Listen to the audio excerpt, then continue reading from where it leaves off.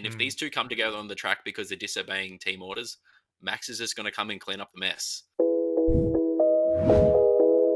Instead, he managed to fight out of the wet and then put on an absolute move around the outside of Hamilton on the last lap and got back into points.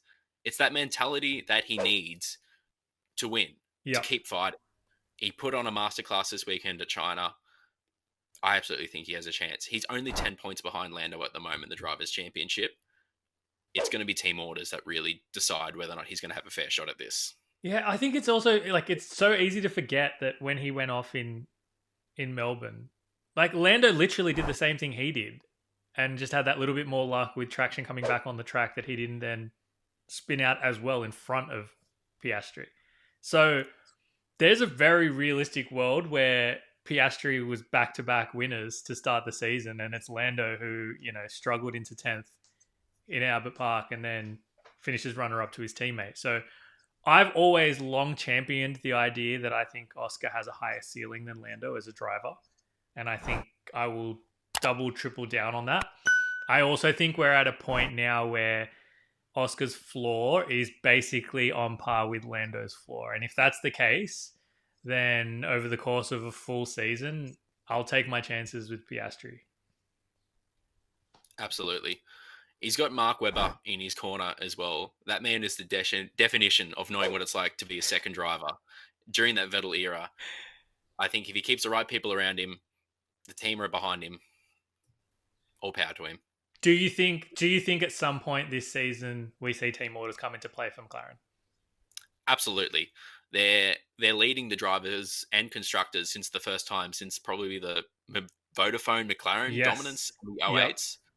It's a great problem to have, having both drivers at the top. But you've also got Max sitting right there in second. And if these two come together on the track because they're disobeying team orders, Max is just going to come and clean up the mess. Yeah. And they briefly tried team orders in Melbourne, very briefly, while they're trying to get past the pack. It's a matter of time, really, especially if they're impacted by technical regulations come into Spain. If they have to change the car, team orders are going to come to play in order to prioritize the constructors. Yes, that I can definitely see being on the cards, for sure. For sure. All right, we will no doubt have you back on the Dabble or Nothing show to chat F1. But before we do, one quick look ahead to the Japanese Grand Prix. Give me your race winner and give me your top three. Top three. I think Max, podium for sure. I'd like to see Oscar win.